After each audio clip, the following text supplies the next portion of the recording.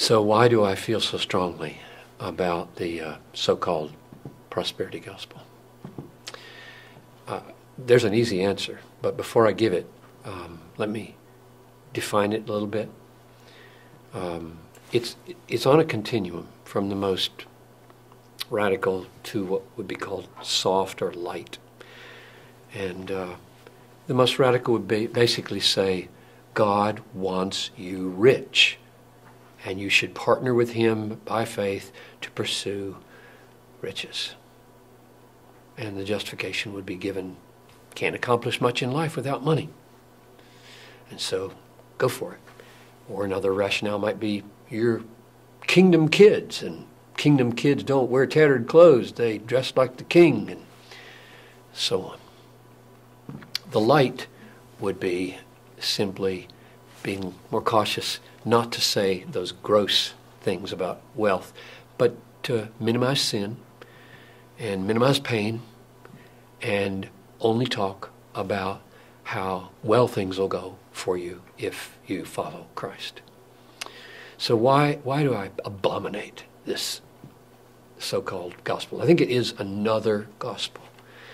And the first reason would be simply to go straight to the Bible and see what Paul says about those who want to be rich. I mean, it's just, he says, this is 1 Timothy 6:6, now there's great gain in godliness with contentment. In other words, without craving for stuff. For we brought nothing into the world, and we cannot take anything out of the world. If we have food and clothing, with these we'll be content. It's just amazing. But those who desire to be rich, now here's the key text, this is verse 9. Those who desire to be rich fall into temptation, into a snare, into many senseless and harmful desires that plunge people into ruin and destruction. For the love of money is the root of all kinds of evils. It is through this craving, that is, this craving to be rich, that some have wandered away from the faith and pierced themselves with many pangs. In other words, the very thing that leads people to suicidal piercings of pangs, namely the desire to be rich, is nurtured and cultivated by the prosperity preachers. They are encouraging that this suicidal behavior happen. That's abominable. Or Jesus said, it's easier for a camel to go through the eye of a needle than for a rich man to enter the kingdom of heaven. Why would he say that? It's because riches are such dangerous things. They're not a blessing usually. They're usually a curse. People are cursed with riches. They're destroyed by riches. And here again, a little parenthesis of qualification. I don't mean it's sinful to make a lot of money. I just mean it's sinful to want to keep a lot of money. And it's suicidal to want to keep a lot of money. Bigger barns and bigger cars and bigger houses and bigger portfolios and finer clothes, and everything is growing with your income so that your conscience is getting harder and harder, because if you're a Christian at this point, your conscience is having to say, it's okay, it's okay. This is okay. This is the Calvary Road. This is what it means to deny yourself. This is what it means to follow Jesus. This is what it means to die every day. This is what it means to have my treasure in heaven. And it doesn't. It won't work. So your conscience has to be lacerated in order to keep from killing yourself.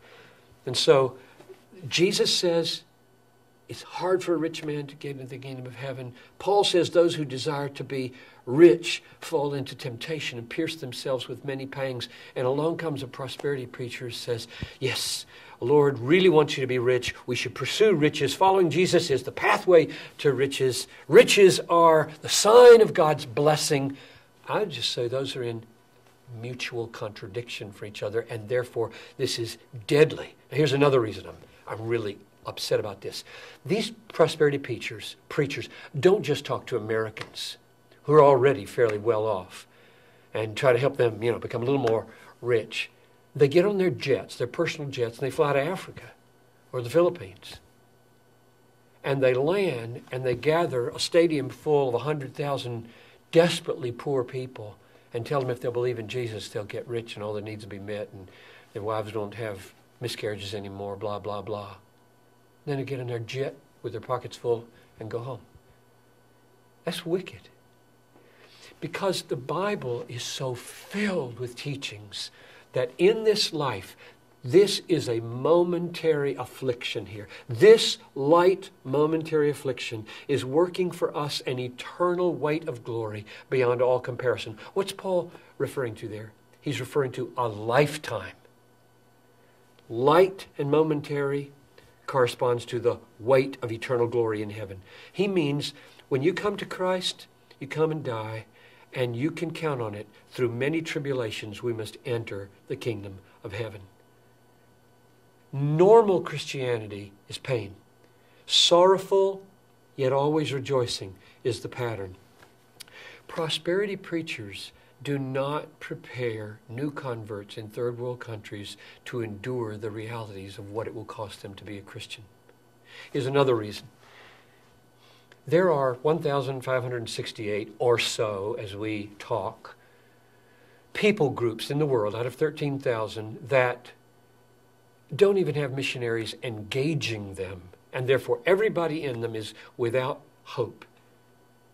Most of those 1,500 people groups are in very dangerous places, meaning if you go there, your kids might either get disease and die, or your wife might be captured and raped, or your family might be butchered and killed.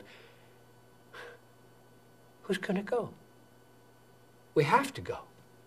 Jesus said, make disciples of every people group, not just the easy ones, not just the comfortable ones. Who's going to go? The product of prosperity preachers? I don't think so. The people that are going to go are the people that have been taught that to follow Christ is to suffer, and it's brief. It's only 80 years. And then comes heaven. I just read this morning with Noel and Talitha, first paragraphs of Revelation 21. And I saw a new heaven and a new earth. For the former heaven and the former earth had passed away, and the sea was no more. And I saw the new Jerusalem coming down like a bride prepared for her husband. And he will dwell with us, and we will be his people, and he will be our God. And then every tear will be wiped away, and every pain will be gone. For the former things have passed away. That's coming. The essential biblical problem, maybe that's an overstatement, one of the essential biblical problems with the prosperity gospel is an over-realized eschatology. Meaning the things that are promised gloriously for us. We're all going to be rich. We're going to own the world. We're going to judge angels. Paul used that argument in 1 Corinthians 3. Don't you realize that you are going to inherit the world? The world is yours. Paulus is yours. Cephas is yours. Life is yours. Death is yours. And the conclusion he drew was, why would you boast in men? In other words, why wouldn't you take that as a means of enabling you to suffer and be lowly and kind and servant-like and walk on this Calvary road and take the pain of being a Christian? That's coming. But what they do, instead of say, we have to wait for that and pour our lives out through many tribulations here, they say, bring it now. Bring it now. The kingdom's already here, right? Jesus brought the kingdom.